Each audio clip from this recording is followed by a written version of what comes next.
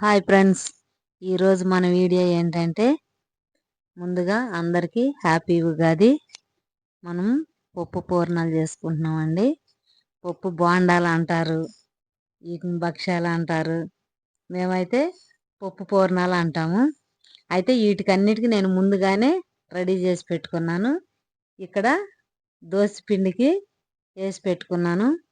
ఒక glass tea glass తోటి ఒక గ్లాసు మినపప్పు, 3 గ్లాసులు బియ్యం తీసుకొని ఒక 2-3 గంటలు నానబెట్టి మిక్సీ బట్టి పెట్టాను. చూసారా, ఇట్లాగ ఏలు ముంచితే మనకి ఏలు చుట్టూరుగా అతుక్కొని ఉండాలన్నమాట. ఏలు కాని రాకూడదు, పిండి ముంచితే అంత గట్టిగా ఉండాలి.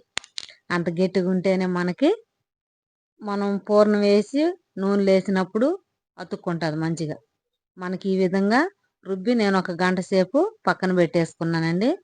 ఇప్పుడు గంట తర్వాత కొంచెం ఒక 1/2 టీ స్పూన్ అంత ఉప్పు, ఒక చిటికెడు సోడా ఉప్పు వేసాను. ఈ పిండి పక్కన పెట్టేసుకోవాలి. ఇది కూడా నేను ముందు రెడీ చేసి పెట్టుకున్నానండి. పచ్చెనగపప్పు ఉడికించి బెల్లం వేసి యాలక్కాయలు, మన సోంపు ఇవన్నీ వేసుకొని ఆలుక్కాయలు సోంపు మిక్సీ బట్టి వేసుకోవాలి. బెల్లం 1 కప్పు పచ్చెనగపప్పు అయితే 1 కప్పు బెల్లం తీసుకోవాలి.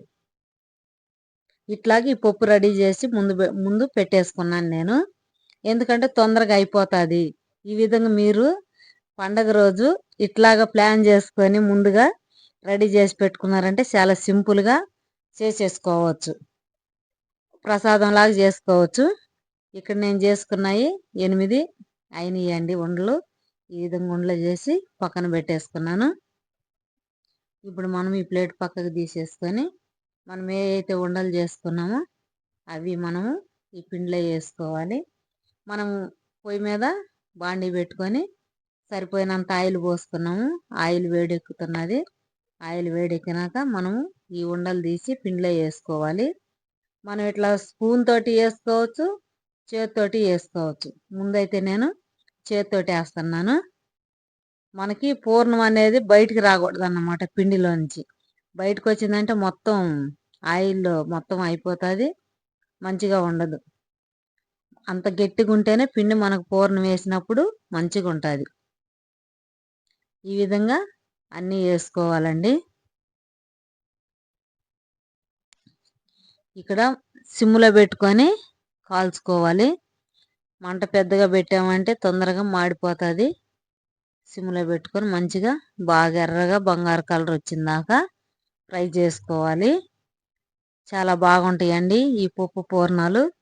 అంటే పండగప్పుడే కాదు, విడిగా కూడా మామూలుగా కూడా చేసుకోవచ్చు. మనం దోశ పిండికి వేసుకున్నప్పుడు కొంచెం గట్టిగా పిండి వేసుకొని పక్కన పెట్టేసుకొని చేసుకోవచ్చు. పిల్లలు కూడా చాలా ఇష్టంగా తింటారు. పిల్లల కానించి పెద్దవాళ్ళ కానించి ఎవరైనా కానీ ఈ పప్పు పూర్ణాలని ఇష్టపడిన వాళ్ళు అంటే ఎవరు ఉండరు.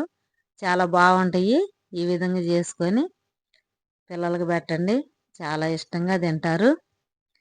మనకి ఇవి కాలిపోయినాయండి, మంచిగా ఏగిపోయినాయి. వేరే ప్లేట్లోకి తీసుకుందాం. ఈ విధంగా వేరే ప్లేట్లోకి తీసుకొని మళ్ళీ నేను స్పూన్ తోటి కూడా చూపిస్తాను.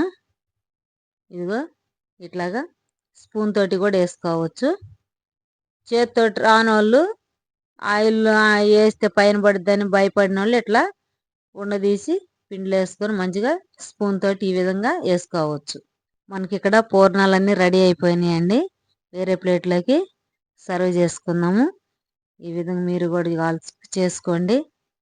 ఈ వీడియో కనుక నచ్చినట్లయితే లైక్ చేయండి, షేర్ చేయండి, సబ్స్క్రైబ్ చేసుకోండి.